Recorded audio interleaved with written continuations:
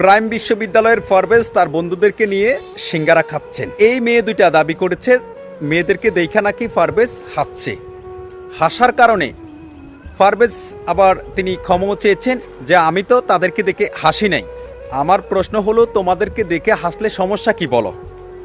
যদি হাসিয়ে থাকে, দেখেন এই লাফাঙ্গা দুইটা মেয়েকে মিন্নির কথা আমার মনে পড়ে গেল। দ্বিতীয় মিন্নি রিপাতকে যেভাবে অন্য লাফাঙ্গাকে দিয়ে দুনিয়ায় থেকে সরিয়ে দিয়েছে, সেম এই প্রাইম বিশ্ববিদ্যালয়ের পারভেজকে এই লাফাঙ্গা দুইটা মেয়ে দুনিয়ায় থেকে সরিয়ে দিচ্ছে।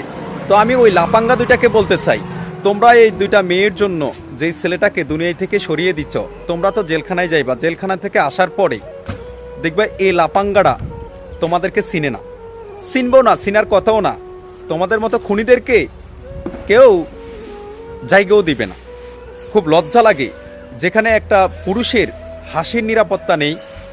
একটা ছেলে মানুষ প্রাইম বিশ্ববিদ্যালয়তে পড়াশোনা করে তার বন্ধুদেরকে নিয়ে সিঙ্গারা খাচ্ছে, হাসার কারণে তাকে দুনিয়া থেকে চলে যেতে হয়েছে। তো আমরা পুরুষ হিসাবে আসলে আমরা খুব কলঙ্কিত, আমরা খুব লজ্জিত। এমন একটা ন্যাক্কারজনক ঘটনার একেবারে তীব্র নিন্দা এবং প্রতিবাদ জানাই। আর এই মেয়েগুলার আজকের এই ভিডিওটা আপনারা এত পরিমাণ শেয়ার করবেন যাতে করে পুরো বাংলাদেশে, পুরো সোশ্যাল মিডিয়াতে ভাইরাল হয়ে যায়, পুরো বিশ্বের অক্সিজেনটা তাদের জন্য যেন বিষাক্ত হয়ে যায়।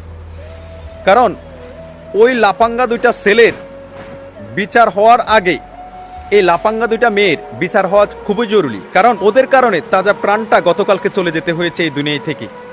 অত্যন্ত খারাপ লাগে, এমন মর্মান্তিক ঘটনা খুব খারাপ লাগে। আর শোক আহত পরিবারকে পারভেজের পরিবার ধারণ করার জন্য আল্লাহ তৌফিক দেন। সবাই ভালো থাকবেন আর ভিডিওটি একটু বেশি বেশি শেয়ার করবেন।